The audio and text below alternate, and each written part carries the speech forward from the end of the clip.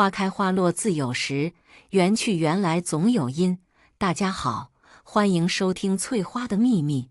我老公生意不善，惨遭破产，为了补贴家用，我出去找了份保姆的工作，伺候了人家半年，才发现他是我老公的小三。我瞪大眼睛看着此刻紧紧抱在一起的一对男女，只感觉一股怒气瞬间冲上了我的天灵盖。那个带着肚子有些油腻的男人是我的老公黄硕，而被他搂在怀里的女人叫杨安，是我的雇主，也是破坏我家庭的小三。黄硕跟杨安正在亲热，但却被突然闯进来的我吓了一跳。那张油腻的脸在经过短暂的惊慌之后，瞬间恢复了正常。既然你都已经亲眼看到了，那我就不瞒你了。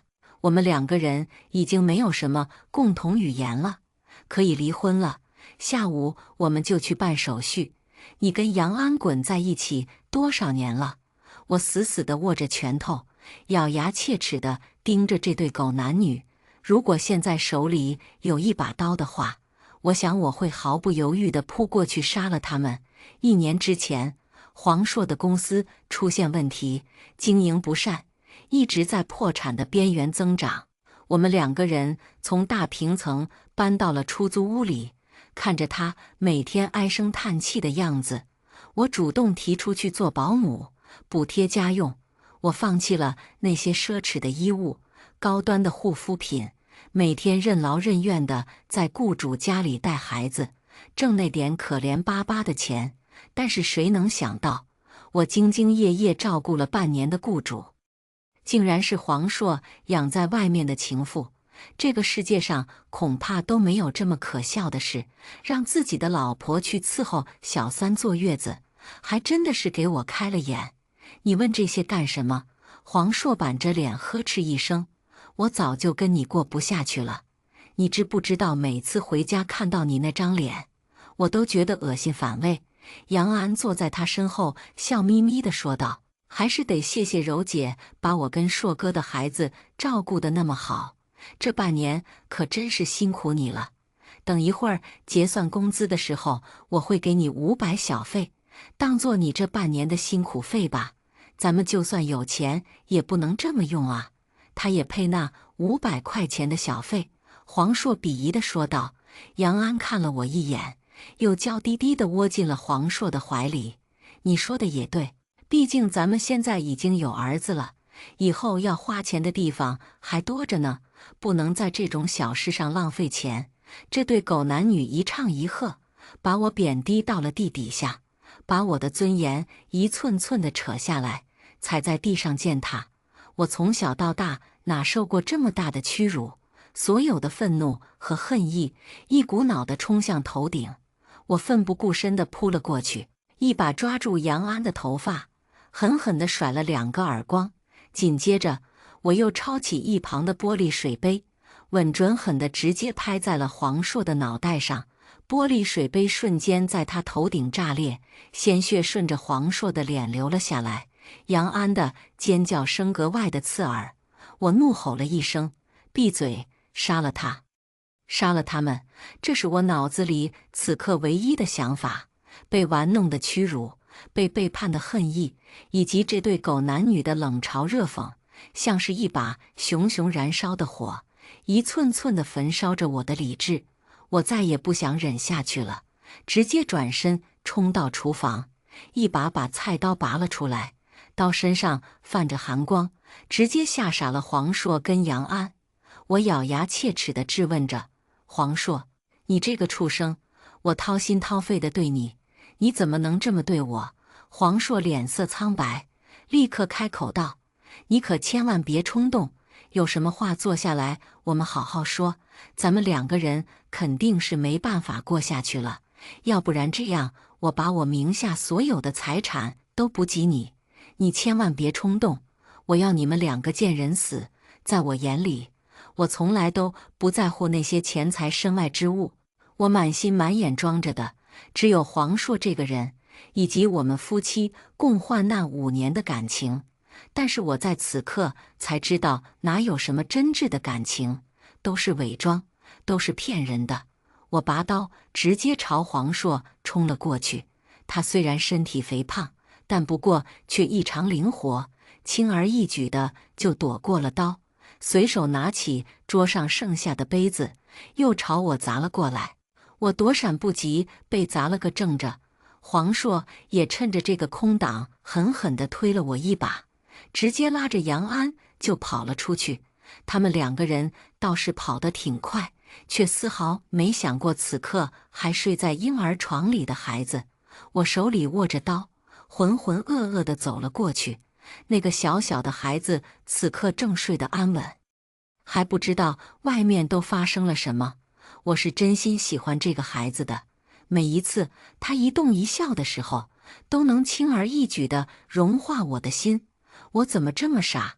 怎么到现在才发现这个孩子的眉眼跟黄硕长得一模一样？尤其是笑起来的时候，完全是一个模子里刻出来的。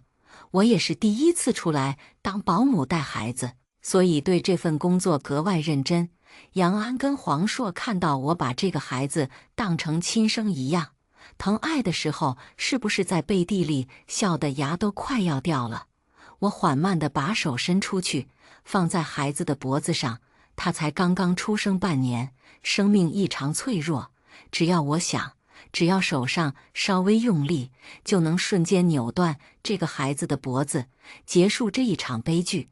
我不明白人到底是恶毒不堪，到了什么地步才会想出这么阴险的办法。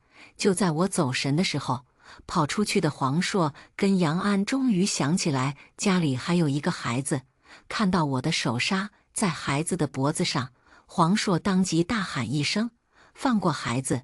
有什么事情你冲着我来，你想要什么我都给你，只要你别伤害我的儿子。”我转头愣愣地看着他，黄硕的脸上满是冷汗。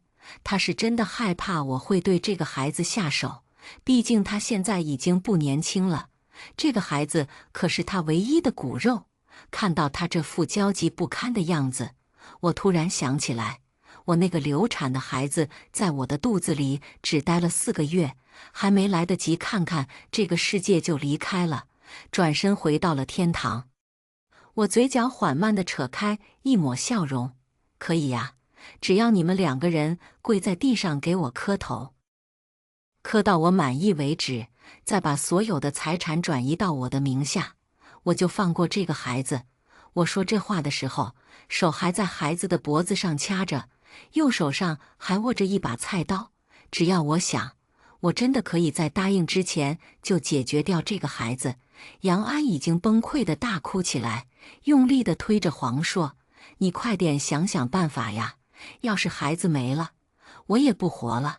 我给你们3个数的时间考虑，我没有那么多的耐心。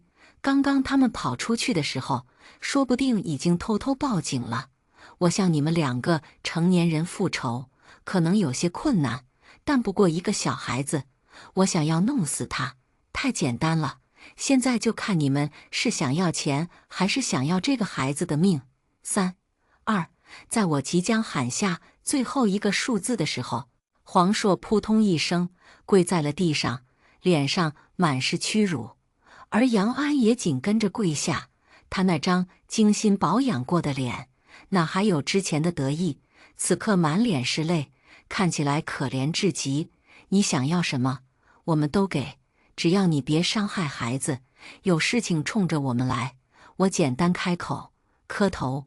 这次黄硕学聪明了，我话刚说完，他就用手撑在地上，哐哐给我磕头。所有的一切都是我们不对，是我太恶毒了，我鬼迷心窍，我求求你饶过我的孩子吧，我只有这一个儿子，你不能眼睁睁地看着我们老黄家绝后啊！柔柔，当我求你了，你拿刀捅我吧，你想怎么做怎么都可以，只要别伤害孩子。黄硕磕到最后，居然也哭了出来。作为跟他同床共枕将近10年的人，我知道这个孩子对他的重要性，拿捏住这个孩子，就拿捏住了黄硕的死穴。应该是我们刚刚闹出来的动静太大，吵醒了熟睡中的孩子，哇的一声哭了出来，一时间，房间里热闹得不得了，孩子的哭声跟黄硕的磕头声交杂在一起，吵得让人烦得不行。我冷冷地看了一眼杨安，最后不知道想到了什么，把话又咽了下去，任由孩子继续在那哭。要是换做以前的话，听到孩子的哭声，我早就第一时间跑了过来，抱在怀里，不停地安抚，直到再一次入睡。刚出生的孩子磨人得很，我一整晚都睡不了一个好觉。可以说这个孩子是在我的怀里长大的，但这一次，就算他哭破喉咙，我也不会再哄他。什么时候哭累了，什么时候就学会闭嘴了。我恶狠狠地开口说道：“现在就去写你净身出户的协议，然后我们去民政局领证。你们2个人不用想着躲开我，跑得了，和尚也跑不了庙。只要这个孩子还在，我永远都能找到你。”黄硕踉跄地从地上爬了起来，连忙开口：“好，你说什么都听你的，你怎么开心就怎么来。”杨安家里有现成的纸笔，黄硕随便地写了净身出户的协议，但不过他才刚刚写完，楼下就传来了警笛声。果然跟我刚刚猜测的一样，他们跑出去的那段时间肯定会选择报警，但是我根本不怕，因为我从始至终都没有做出任何伤害他人生命危险的事情。拿刀冲出来也是被气昏了头，也是人之常情。我顶多面对1周时间的思想改造。警察很快上楼，把我们3个人都一起请去做了笔录。我坐在警察局里，平静地把事情的前后都仔细地说了一遍。负责做笔录的2个年轻警察都已经傻了眼，显然他们也从来都没有遇到过这种情况。这种事情恐怕放在谁身上都不会相信，哪个男人会让自己的老婆去给小三伺候月子，还是以这种保姆的方式？但偏偏事情就是这么可笑地发生了。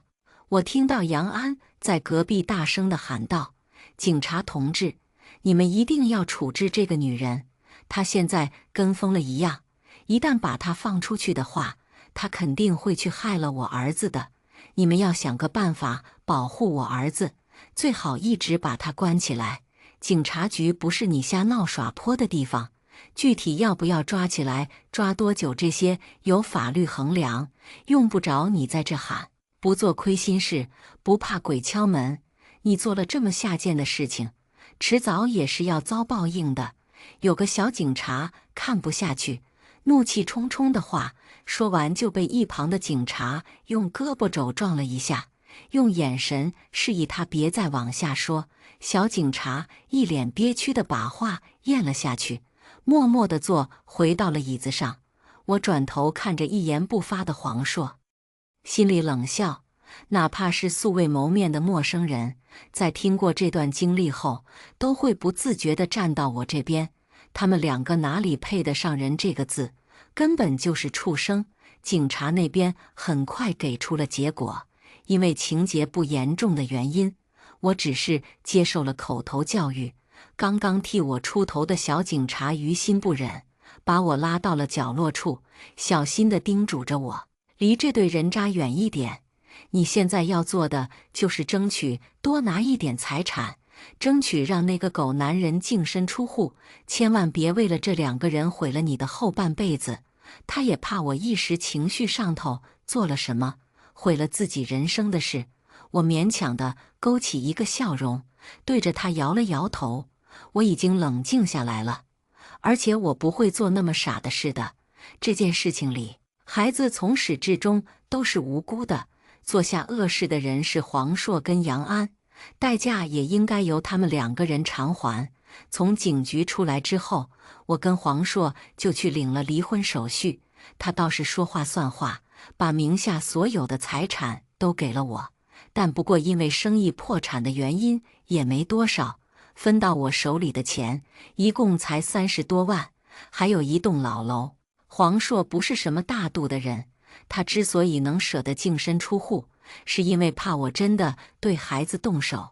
临走的时候，他还不忘狠狠地威胁我一句：该给的补偿我都已经给到位了，你要是不识好歹的话，也别怪我不客气。我一直都相信这个世界上有因果循环，黄硕，你的报应在后面呢。话说完，我就直接转身离开。如果这个世界上真的有所谓的天道，有风水的话，那么我希望黄硕跟杨安万劫不复。我回了家，看着这个我跟黄硕生活了10年的房子，心头情绪复杂至极。明明我早上出去上班的时候，还在想着晚上要回来做什么样的饭菜。如果没有撞破黄硕跟杨安抱在一起啃的画面，我恐怕还会这么傻呵呵的继续被骗下去。我在网上找了一个家政，花了200块钱，把家里所有关于黄硕的东西全都清了出来，然后丢到了垃圾桶里。现在看到他的东西，只会让我觉得无比的恶心。我以前追过小说，看过里面的一些女主，因为一件事就对男主彻底死心的情节，我还觉得虚假。毕竟一份感情的建立是需要无数件小事相互交织维持的，怎么可能会因为一件事情就死了心呢？但没想到现实今天狠狠地给我上了一课。我对那个男人所有的爱跟期待都在今天彻底的死了，留下来的只有恨意。黄硕的公司在经过半年的运转之后，已经逐渐恢复正常，但不过却始终没有办法跟以前鼎盛时期相比。我在这家公司里握着20%的股份，黄硕的手里握着25%。当初创立公司的时候，正是我们2个人爱得死去活来的时候，他为了向我表示忠心，直接大手一挥，给了我20%的股权。也正是因为这一点，我今天才有资格坐在股东大会上。我跟黄硕离婚的消息自然瞒不住，仅仅用了1天的时间就飞遍了公司。但不过因为他是公司老板的原因，也没有人胆大到敢当着他的面议论这件事，全都在角落里窃窃私语。你听说总裁的那个大瓜了吗？好像为了个女人，已经跟自己的妻子离婚了。男人有钱就变坏，这句话果然没错。要我说呀，男人这种东西真是没良心。当初公司最难的时候，一直都是他妻子陪着他熬过去的。现在可倒好，公司恢复正常了，第一件事就是跟自己的原配离婚。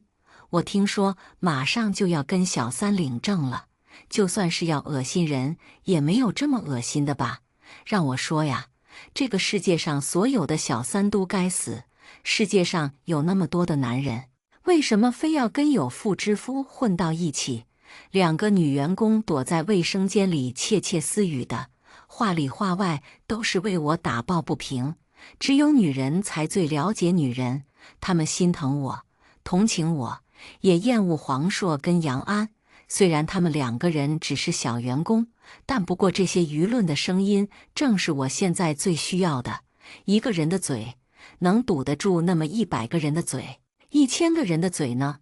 这家公司虽然是黄硕一手创立的，但不过因为半年前的危机，他被迫卖了不少的股权，现在还没收回来。现在公司除了他的股份最多之外，第2个就是我。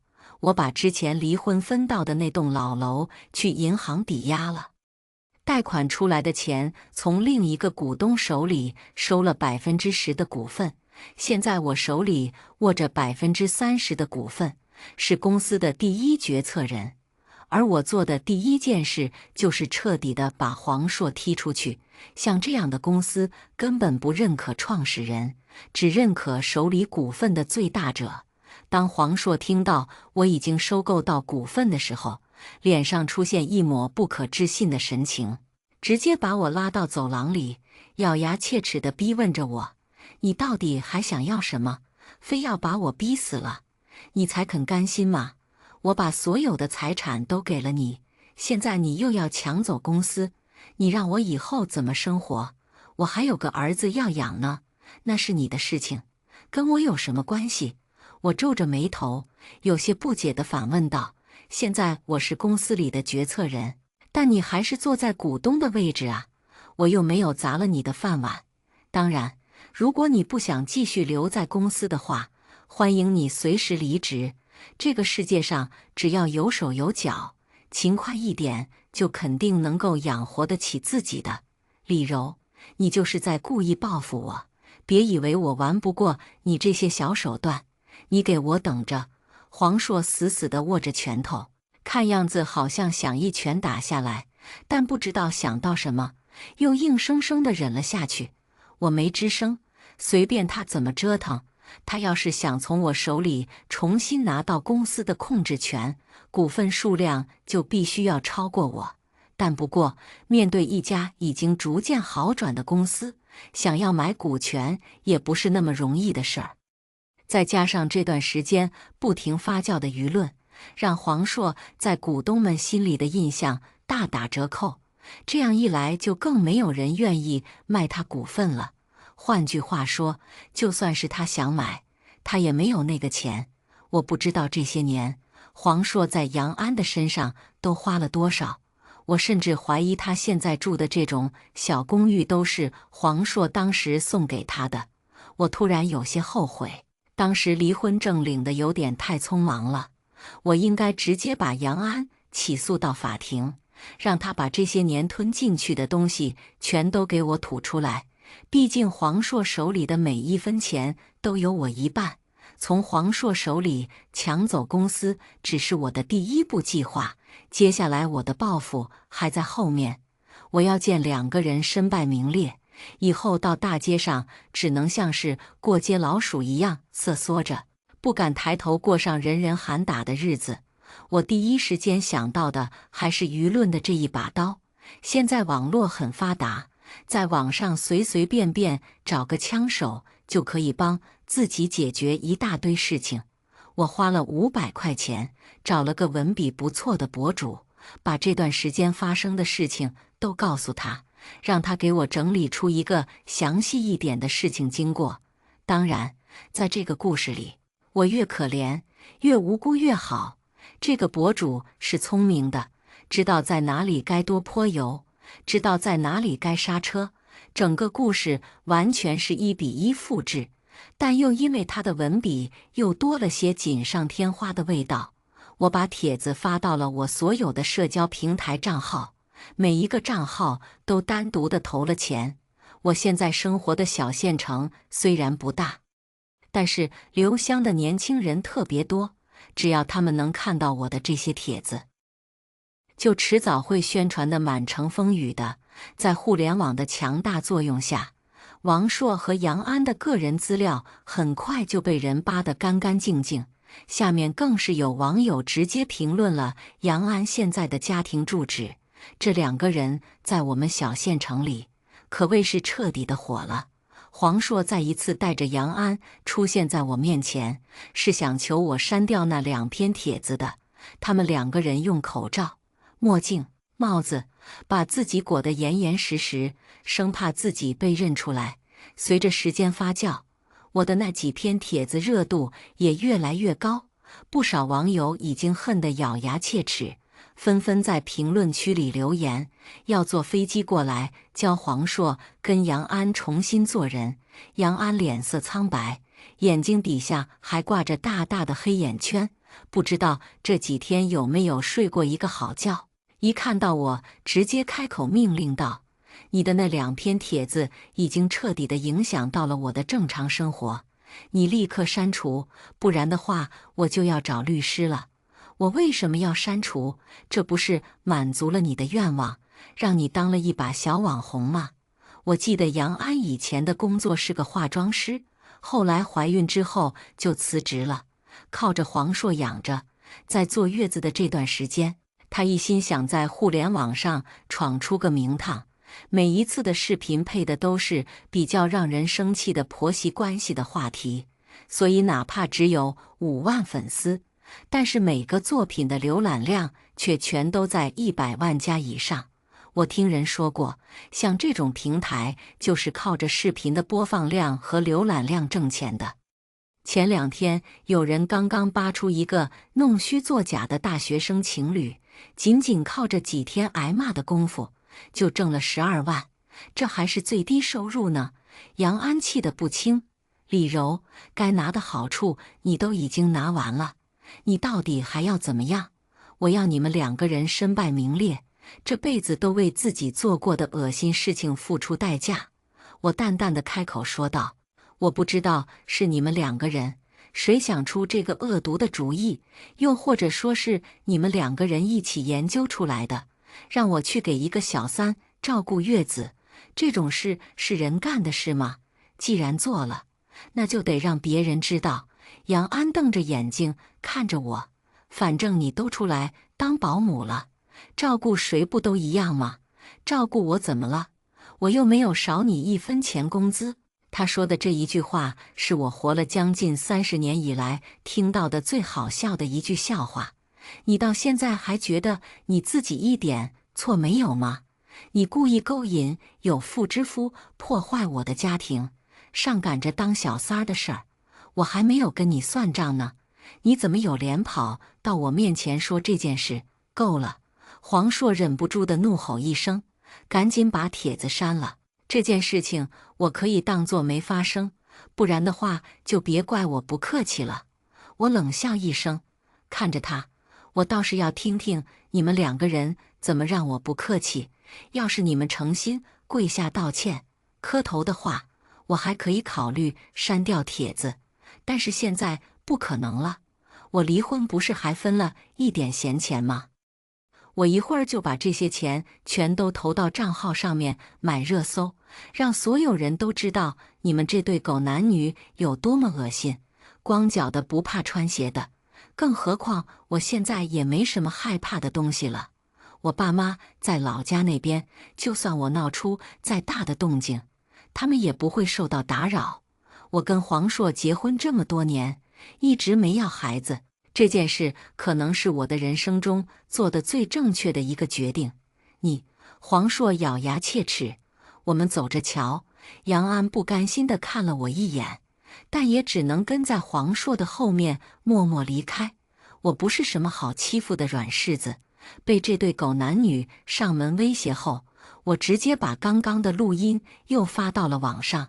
在看到黄硕跟杨安2个人的时候，我就已经偷偷地打开了手机的录音功能，目的就是想听听这2个人还能说出什么恶心话。他们果然没让我失望，这条录音一出，把之前热度消散的帖子再一次的顶到了第1名。在跟我谈判的过程中，杨安跟黄硕的丑态暴露无遗，这届网友都很厉害。不到1天的时间，就扒出了黄硕跟杨安的身份信息，还有工作住址。这下一来，铺天盖地的网暴压得他们连开机的勇气都没有，只能说在家里像个过街老鼠一样。下面的网友们还在不停地给我出招，我有的是办法报复这对狗男女。当天下午，我直接去找了一个农村的丧葬队伍，有唢呐，有喇叭，有大鼓，那样的阵容走在街上，凭着高音量能够很轻易地吸引所有人的视线。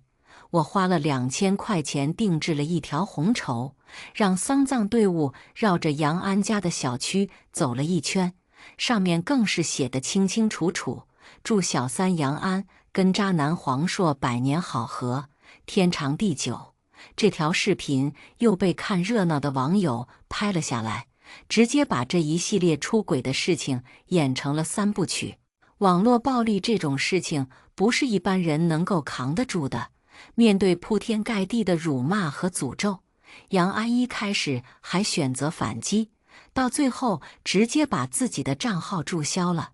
有意思的是，注销账号的时候，他的粉丝数量已经达到了10万加，但不过估计都是来骂他的。因为这件事，杨安整整躲在楼上1个月没敢出门。因为丧葬队伍还有那条红绸的原因，现在整个小区都知道他是什么样的人，不管走到哪都有一大堆的人在背后戳着他的脊梁骨。不得不说，这种不耗费一兵一卒的报仇方式就是爽。他们既然选择把我推入地狱，那就要去做好也被我拽下来的准备。我们这边是个小县城，出了什么事情根本都遮掩不住。没过多久，杨安父母那边也知道了这件事，上门来找杨安，更是被气的，差点要跟他断绝关系。没办法，谁让这件事实在是太丢人了呢？杨安其实长得不算漂亮，唯一的优点就是比我小了5岁，要年轻一点。再加上又给黄硕生了个儿子，我和黄硕离婚不到1周的时间，他们2个人就飞快地去办了结婚证，把孩子的户口迁到了黄硕的户口上。就在我还准备预想下一步的报仇方式的时候，没想到这2个人的噩梦倒先来了。黄硕的儿子查出了先天性的白血病，听说这种病是从娘胎里带出来的，想要彻底痊愈的唯一办法便是换肾，但不过因为孩子太小，至少还要等上1年到2年的时间。像这种先天性的病，无疑就是一个无底洞。我离婚的时候，黄硕选择了净身出户，他现在身上1分钱都没有，维持生活都靠杨安这边的钱。光是查出来孩子患病到住院，这不到半个月的时间，他们2个人就花掉了将近2万块钱。而这些对于孩子的病情，还只是车水杯薪。我听到这个消息的时候愣了一下，因为我从始至终想报复的对象都是杨安跟黄硕，我没想过要报复那个可怜的孩子。虽然他的病跟我没什么关系，但是我也毕竟真心照顾了他半年。一想到那么瘦弱的他要躺在医院里，每天面对各种治疗，我的心里就一阵阵的揪得发疼。人非草木，更何况还是我亲手养大的孩子呢？我想偷偷的去见他一面，但是我没想到，还没等我看到孩子，却撞到了黄硕跟杨安的争吵。这一切全都怪你，你家里有遗传病史，你为什么不早点跟我说？现在孩子的病就是个无底洞，你让我以后怎么活？说话的人是杨安，他声嘶力竭地对黄硕怒吼。孩子住院这么长时间，他的生活过得很不好，整个人看起来比之前憔悴了5岁不止，眼睛下面挂着浓重的黑眼圈。我悄悄地躲在走廊拐角的地方，听着他们2个人的对话，一头雾水。我跟黄硕结婚这么多年，我怎么不知道他家里还有遗传病史，白血病吗？你现在跟我吵这些有什么用？当务之急的是赶紧给孩子治病，我这边能借的钱都已经借遍了，你快去你家那边想想办法，不能眼睁睁地看着孩子病下去啊！能想的办法全都想了，你要是一开始跟我说实话的话，我根本就不会要这个孩子。明天医院又要交费了，你让我去哪凑5万块钱？这不只是我的孩子，也是你的孩子。生病住院就应该我们2个人一起想办法解决。你一直都诋毁我有什么用？有时间在这里跟我喊，不如赶紧去想办法。难道要眼睁睁的孩子因为治疗费不够被从医院里赶出来吗？这些都是你的事情，这个孩子以后我不管了。你当初哄骗我生下这个孩子的时候，就没有想过他会遗传你们家那个病因吗？这是你们老黄家的孩子，跟我1分钱的关系都没有，爱怎么地就怎么地，我不管了。杨安愤怒的话说完，黄硕居然直接上前甩了他一个耳光。那也是你的亲生骨肉，你这个当妈的是怎么能说出放弃孩子的这种话的？我在一旁都已经看傻了。我能够理解杨安身上突然背了个无底洞的想法，但是我万万没想到的是，黄硕居然会动手。这一耳光的声音格外响亮，把整个走廊的人都吸引过来。你怎么那么恶毒？早知道你是这样的女人，当初我绝对不会跟你混到一起的。天底下有哪个妈会不要自己的孩子？黄硕看起来怒不可遏，似乎被杨安的话气得不轻。是你先骗我的，不管有什么恶果，都应该你自己吃。杨安捂着脸喊完这句话，直接要走，但是却被黄硕眼疾手快的又扯了回来。我告诉你，这个时候你要是敢跑的话，那就别怪我对你不客气。杨安已经气得快要发疯，眼看着这2条恶狗要相互扭打，有人急忙找了保安过来，才分开了他们2个。我一直躲在走廊后面的拐角，安静地等了好半天，确认没人之后，这才悄悄地走出来。我想去看看孩子，病房其实并不难找。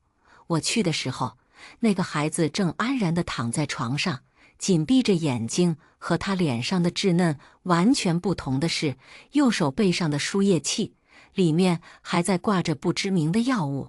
杨安也应该很喜欢这个孩子，特意为孩子取了个锦城的小名。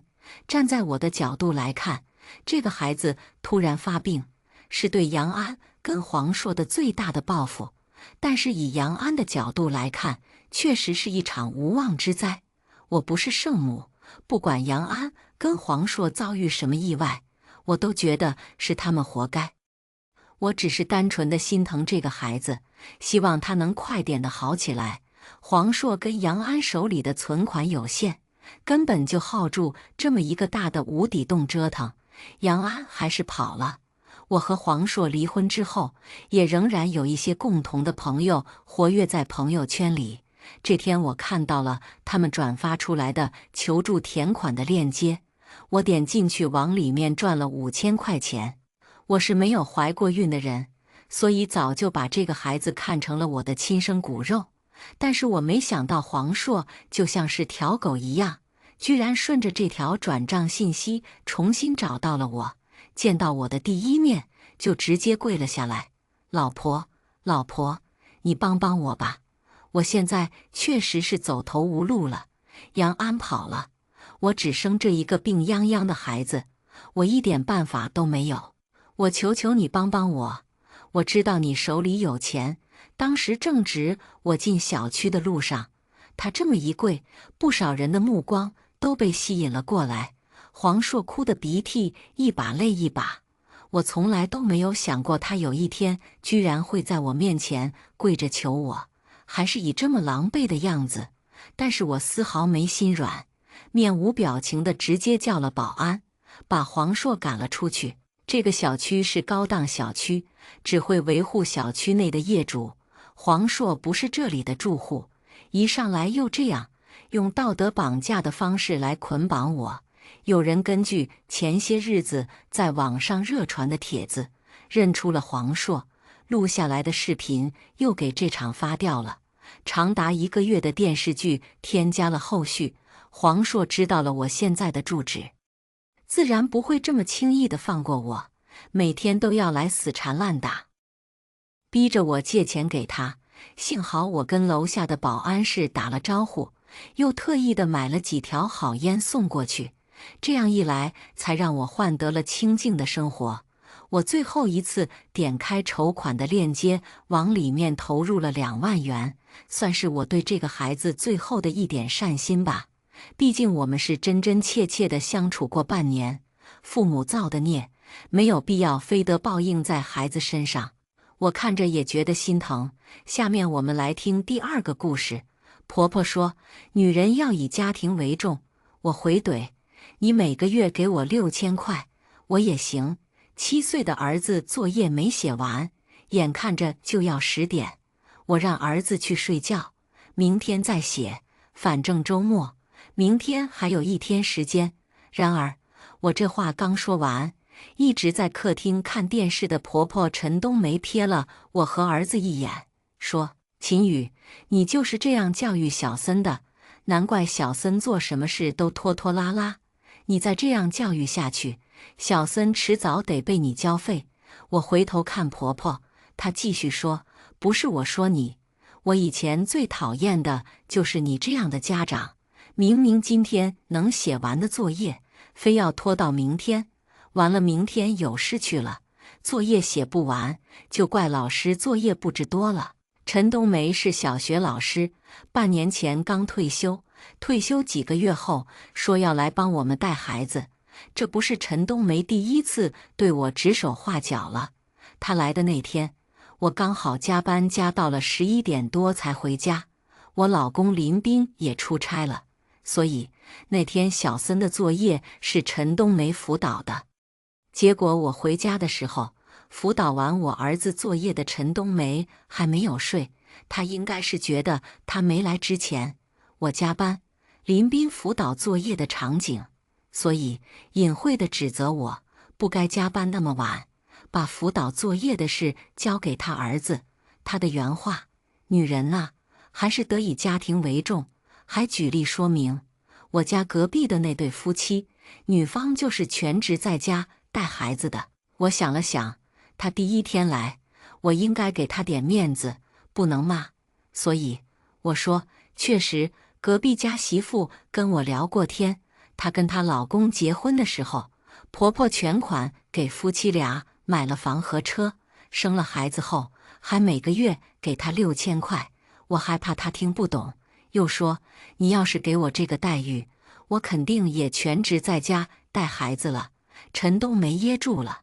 我跟林斌是校园恋爱，我俩十分头铁，没车没房，大学毕业1年，一起存了5万块就敢裸婚，领证都是恋爱3周年的纪念日，一起庆祝的时候，喝多了上头，一拍脑袋觉得第2天双11是个好日子，就麻溜去了民政局，领完证才通知双方父母要结婚摆喜宴。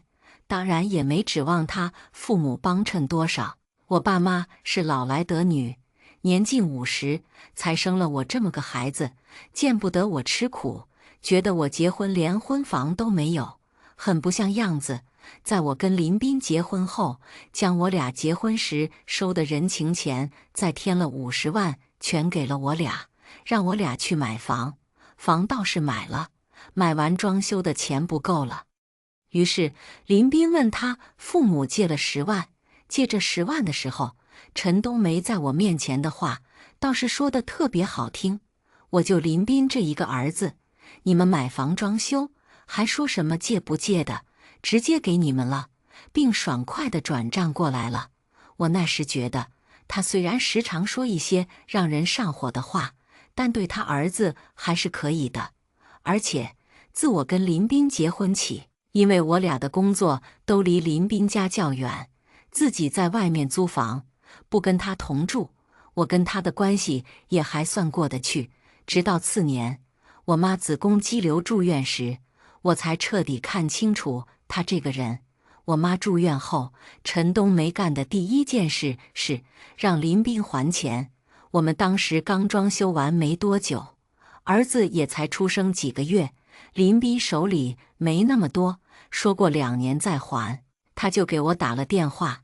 当然，他好歹是个老师，也知道催还钱的理由不能明说，只是说他家亲戚的孩子买房还差点，问他借，重点只有一个：现在立刻马上还钱。我当时因为我妈住院的事焦头烂额，还祸不单行。我爸因为我妈住院，一个急火攻心，老毛病犯了，2人双双躺医院了。我接到陈冬梅的电话，是在医院，林斌抱着儿子跟我一起安慰我妈，子宫肌瘤就是个小手术，等手术完了，我们还等着他帮忙看孩子呢。所以陈冬梅说完这一堆，我还没有说话，林斌从我手里拿过了手机，直接骂娘了。林斌，妈，你什么意思？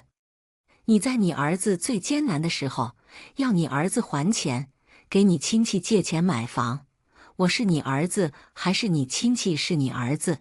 别找这些七里八里的借口，你就直接说你是担心秦宇的父母现在都住院了，可能要花很多钱，让我们能不出钱就别出钱了，逼二老自己掏这个钱。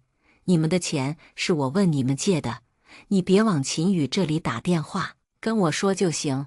我就问你，你是不是一定要我现在还这10万？如果是，我现在去借高利贷也还你10万，还完，我俩就断绝母子关系。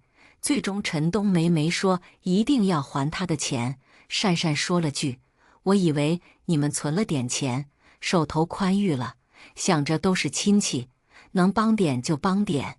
林斌在陈冬梅挂了电话后跟我妈说：妈，我妈不会说话，你别放心里去，我是你女婿，也就是你儿子，别说只是个子宫肌瘤，就是别的要倾家荡产的病，我也卖房给你治。这也是我爸妈同意我跟林斌裸婚的原因。还在上大学时，我带林斌回家，我爸妈就看中了林斌这个人，因着林斌把所有的婆媳矛盾全给我挡下了。这8年多来，我基本没怎么跟陈冬梅打过交道。过年过节，我不想林斌为难，去他家也是客客气气的喊一声妈。半个月前，林斌要外调半年，我爸妈1年前相继离世了，而儿子放学的时间又跟我上班的时间不一致。我们打算请保姆时，陈冬梅说她刚好退休了，可以帮忙接送一下孙子。我原本是不太同意的，但陈冬梅直接过来了，说请什么保姆，你们是钱多烧得慌吗？我小姨也说，她好歹是小森的亲奶奶，总比保姆靠谱。加上那段时间，我们小区刚好出了一个保姆把孩子给带丢了的案件，再加上临时找保姆，找了1个星期都没有找到人。我想想也是，也就半年就松口了。这次我以为我顶多忍他半年，林斌回来他就回去了，大家还是跟以前一样，客客气气便算了。结果他说完我儿子迟早得被我交费的次日，给林斌发信息说了我一堆不是后，总结：小森有秦宇这样的妈，我看考上高中都难，话里话外的意思都是要不我们去母留子算了。我为什么会看到？因为林斌闲时玩游戏都是在平板上，所以微信一直是手机跟平板同时登录的状态。他出差去后，把平板放家里了。我看着平板上的信息，气得瑟瑟发抖，正要去客厅找陈冬梅骂娘，平板上跳出了林斌的语音回复：林斌，妈，让你过来帮忙接送半年孩子，不是让你来拆散这个家的。你要不要自己看看你发的都是些什么鬼？你好歹是个老师，没教育过你的学生，不要在背后搬弄是非，讨论别人的长短，不但不礼貌，还讨人嫌嘛。林斌，再说，什么叫小森迟早要被秦宇给交费了？是要跟你以前教我一样教小森？你才满意吗？真像你以前教我那样教小森，小森才会真的被你给交费了。林斌，你来之前还各种说心疼我出差后秦宇一个人带孩子辛苦，我当时就不让你来。你说别人家的婆婆都带孙子，我们不让你带，是对你有意见，就差寻死觅活。结果来了之后，你就上演川剧变脸。当晚，林斌给我打电话，让我别计较他妈说我不是的话。老婆，放心，我永远都是你的狗子。也是到此时，我才知道陈冬梅以前是怎么教育林斌的。陈冬梅信奉棍棒底下出好人。我在知道陈冬梅的教育方式后，立马着手继续找保姆。在我找保姆时，陈冬梅也没有闲着，眼见着在林斌那里说我教育儿子的方式不行，行不通后，他改成了跟林斌告状，说我对他不好，不尊重他，还把他来的第1天我对他的话说给林斌听，说我拜金，不要脸，有手有脚，不想着自己赚钱，竟想要他的钱。我进门没对他笑，他都能编成是我对他有意见。虽然我现在确实对他有意见了，但我还是懒得搭理他，反正他每次告状都被林斌给兑了回去。只要他不当面来找我的麻烦，我都还是给他面子的，喊他一声妈。下班早，我做饭也把他的一起做了。我还将平板起带着去上班了，闲时还看看林斌怎么对他的，暗爽一把。直到半个月后，我找到了保姆。保姆进门前一天，陈冬梅爆发了，质问我：秦宇，你这是什么意思？嫌弃我老了，做不了事，要赶我出门是吗？我不想在他这里做恶人。说：妈，怎么可能？是林斌怕你带小森太辛苦了，让你放松放松。对，为了照顾陈冬梅的面子，体面礼貌地将她给请回去。我跟林斌出钱，打算给陈冬梅报旅游团，让她出去玩1个星期。结果第2天我上班去后，林斌不知道打电话怎么跟陈冬梅说的。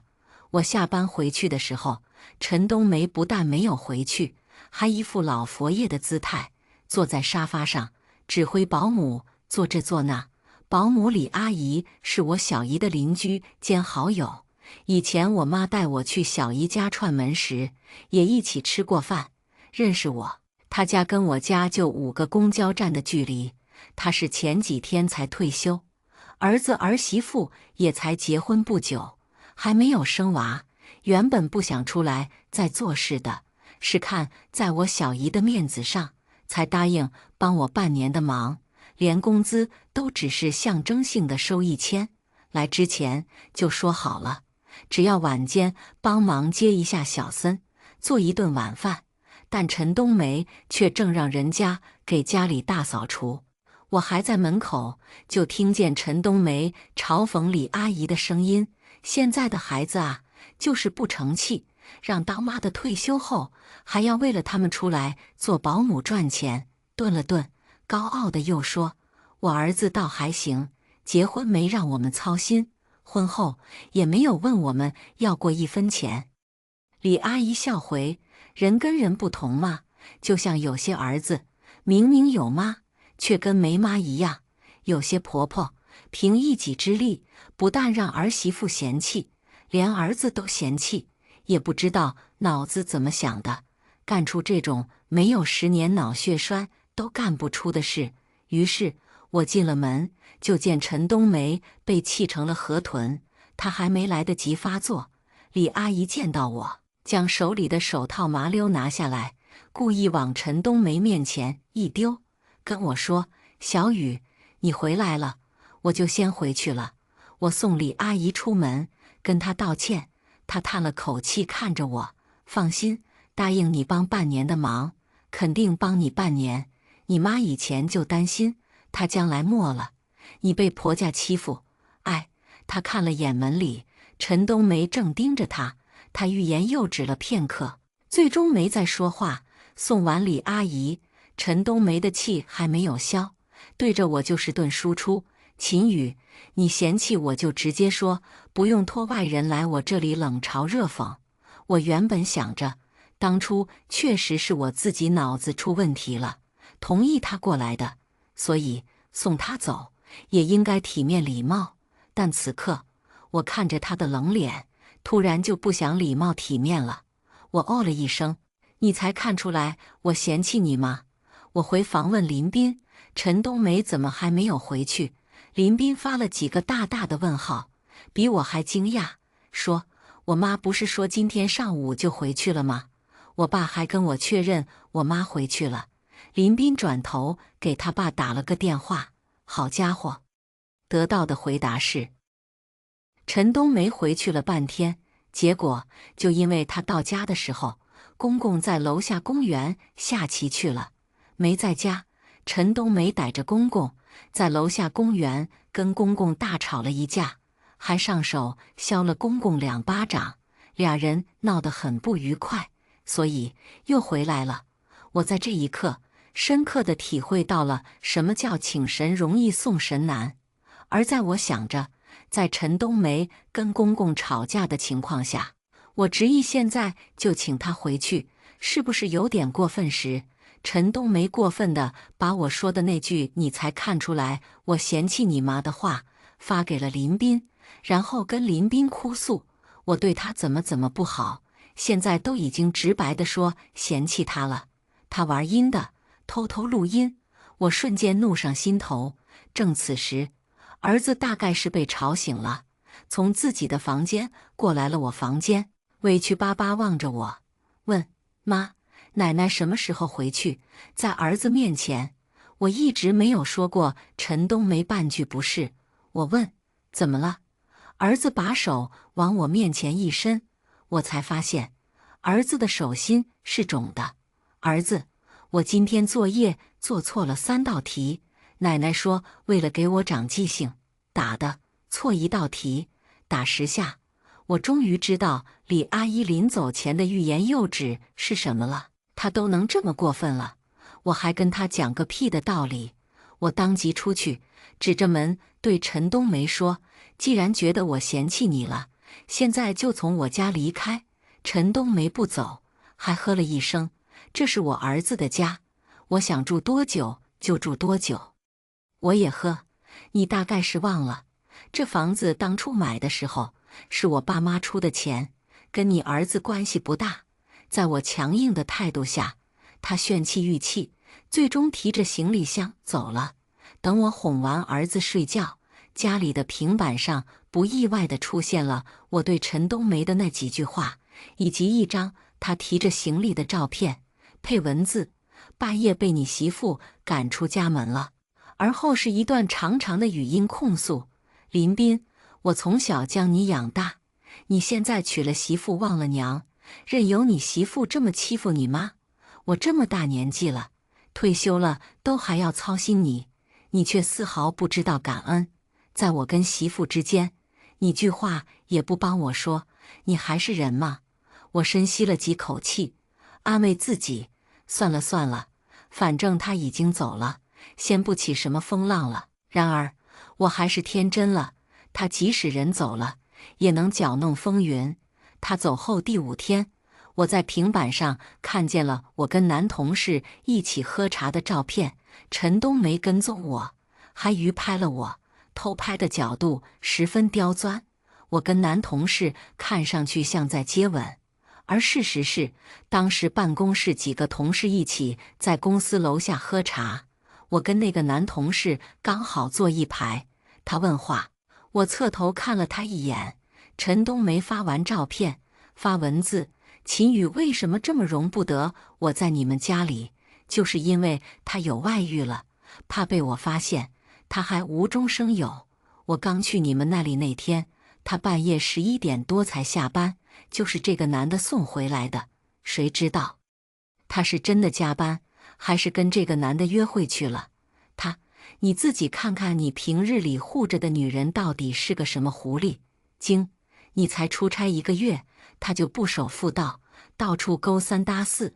照这样下去，等你过几个月回来，都能喜当爹了。而反常的是，林斌这次并没有回复陈冬梅。我那个气，给林斌打电话，却一直没有人接。打了3个后，我耐心耗尽，转而拨了陈冬梅的电话。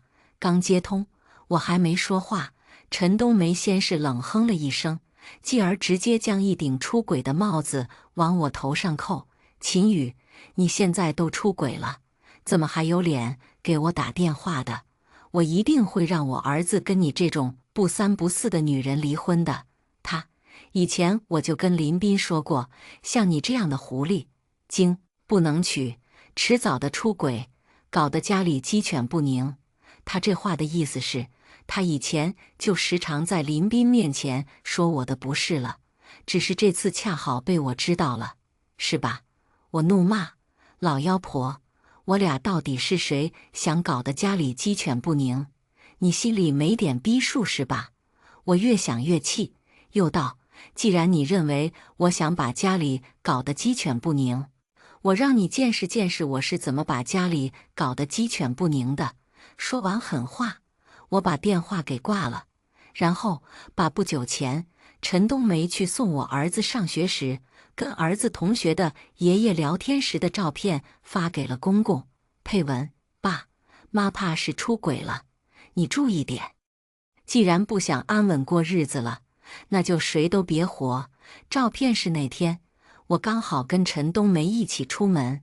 出门后，她带着我儿子去学校，偶遇了同去上学的儿子的同学，由爷爷带着。儿子跟那同学玩得很好，见面就一起打闹。于是我顺手拍了，发给林斌，让他看看儿子跟同学打闹时的开心笑脸的。我跟林斌都有点恋爱脑，即使结婚都8年多了，感情也一直很好。任何一方出差了，我俩都还会腻腻歪歪的给对方分享刚发生的趣事。我把这照片又发给公公的时候，是被陈冬梅给气狠了，存了以其人之道还治其人之身的心思，希望陈冬梅能收敛点。但万万没想到，这照片成了炸弹。发过去的次日，公公真的跟他闹离婚了，理由是受够了。而我知道公公要跟陈冬梅离婚，却是在3天后的周末。林斌突然提前回来了。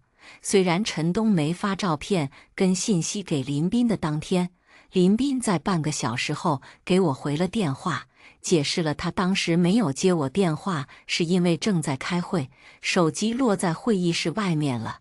也说了，绝对相信我，那照片一看就知道是故意拍的。但我还是以为林斌提前回来是受了陈冬梅发给他的那些照片跟信息的影响，真以为我出轨了，回来核实的。所以他急冲冲到家时，我心里是有些不爽的。直到他说我爸要跟我妈离婚，让我回来，他话还没说完，门被打开，门外是陈冬梅。他进门指着我鼻子骂：秦宇，你这个不三不四的狐狸精，自己出轨，我儿子要跟你离婚了，你就撺掇老林跟我离婚，你个丧良心，天杀的！他说着就要上来扇我耳光，被林斌给截住了。林斌，妈，你是疯了吗？陈冬梅没打到我，不爽地骂林斌。林斌，都什么时候了，你还要护着秦宇？你眼里还有我这个妈吗？林斌深吸了口气，妈，爸想跟你离婚不是1天2天了，你心里不清楚吗？来秦宇这里撒什么泼？关秦宇什么事？我虽只是以其人之道还治其人之身，但看着林斌护我模样，莫名有点心虚。毕竟照片真是我发的，谣也真是我造的。我正要说话，公公也赶来了。公公来了之后，陈冬梅才停止了发疯，开始哭哭啼啼。公公很冷静的，先是温声将我那吓傻吓懵的儿子给请去了书房，还哄了他一阵，给他找了部动画片看后，才出来跟陈冬梅说：你既然定要来儿子这里解决也行，但你有点素质，别吓到儿媳跟孙子。我以为陈冬梅不会搭理公公，毕竟他以前在家里可是横着走的老虎，但不知道这几天公公跟陈冬梅到底发生了什么。以往训公公跟训孙子似的，陈冬梅这一刻竟真的安静下来了。陈冬梅安静下来后，公公慢条斯理又语气坚定地跟陈冬梅陈述了堆话。他道：我想跟你离婚很久了，林斌还小的时候，我想着他那么小，怕他在你手里养废了，所以忍下了。林斌大学毕业时，我把离婚协议都写好了，没给你的原因是林斌说要结婚了，我怕我们那时候离婚影响林斌的婚姻。如今看来，我们当时离婚可能更好。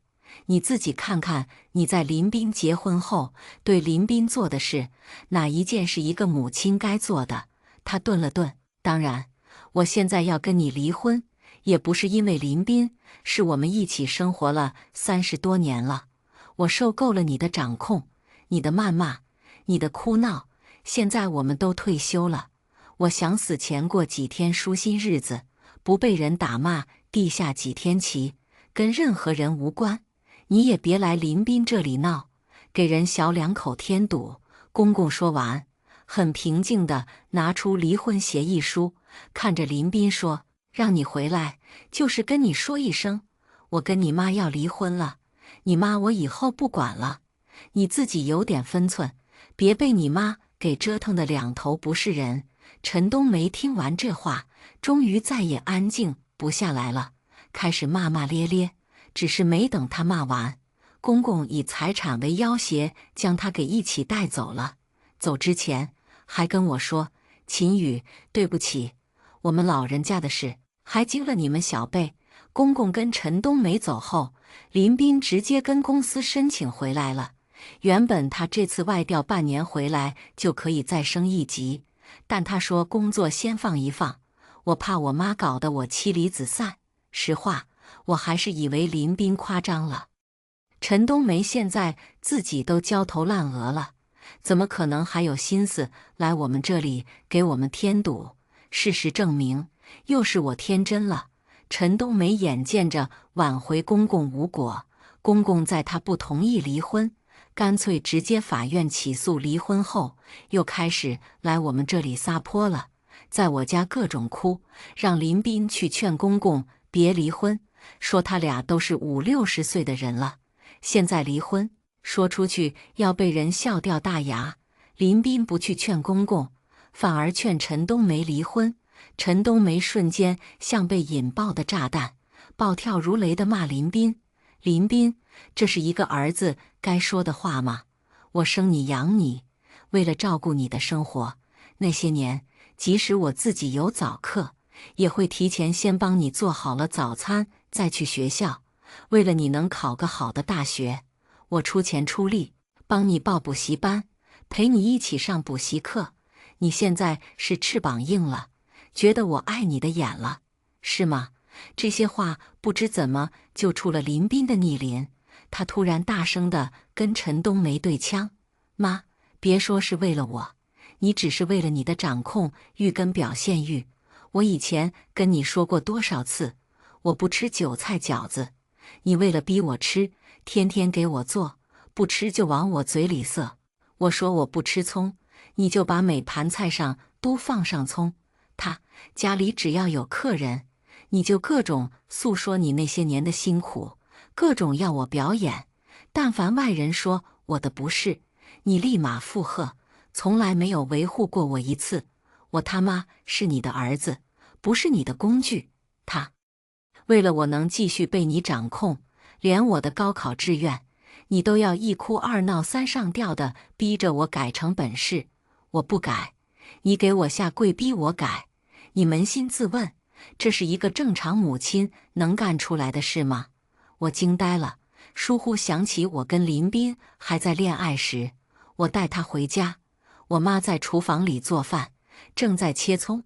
我妈做菜也很喜欢放葱，我对葱可有可无，但林斌不吃，于是我跟我妈提了一嘴，我妈二话没说，把正切着的葱全收了。我再回头时，看见了林斌眼里闪过一丝不敢置信和讶异。我当时没明白林斌眼里为什么会出现不敢置信和讶异，原来是因为陈冬梅以前这么逼他的。后来，不论是我俩结婚前还是结婚后，他每次去我爸妈家，家里没有道菜是有葱的。结婚后，有一次我俩因为点小事起了争执，他一气之下跑去我爸妈那里告状。我那个气，追过去朝他吼：“你要告状找你妈去，别找我妈。”我妈将林斌护在身后，一巴掌拍我头上：“小斌也是我儿子，怎么不能找我告状了？秦宇，你好好说话。”从我爸妈家吃完饭出来，林斌什么气都消了，一脸幸福地说：“跟你结婚是我这辈子做过的最正确的决定。”感情，他当时应该是夸我妈来着。我跟林斌婚后这8年多的平静，除了林斌自己给力拎得清外，公公也替他挡下了一部分。譬如，当初我跟林斌结婚之前，陈冬梅便是不同意这婚事的。他觉得我配不上他的儿子，一哭二闹三上吊，逼林斌跟我分手。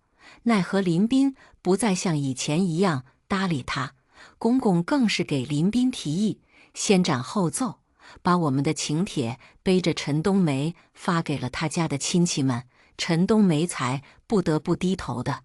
可以说，陈冬梅是最后一个知道自己儿子要结婚了的人。譬如我们装修时，林彬问二老借的钱，其实是公公打算私下给林彬的，只是数目不小，没瞒过陈冬梅。陈冬梅知道后，一直在家里闹，是公公以离婚为要挟，陈冬梅才给的。当然，给完没多久就后悔了，于是发生了我妈住院，她要我们还钱的事。再譬如，陈冬梅刚退休时就打算住来我们家了，还是公公以离婚为要挟，让她没来成。谁料这次林彬外调半年，我们找不到保姆的情况下，不得已让她来了，事情就变成了这样。我听完只有一个感想，若当初陈冬梅在我们没结婚之前就闹到我这里来，我是绝对不会跟林彬结婚的。陈冬梅摆明是火坑。半年后，经过公公2次上诉，法院最终判了俩人离婚。公公为了尽快摆脱她，选择了净身出户，把房子、车子、存款全给了陈冬梅，自己在我们旁边的小区租房去住了。我跟林彬让他先来家里住一段时间过渡过渡，他把头摇成拨浪鼓，不了，若是让你妈知道我住你们这里来了，心里不平衡，又得来大吵大闹。他真的是凭借一己之力，让所有人对他避之不及。今天的故事到这里就结束了，过去终将会过去，但故事已然成故事。您的点赞和订阅就是我更新的动力，期待您给出任何建议，我们下个故事不见不散。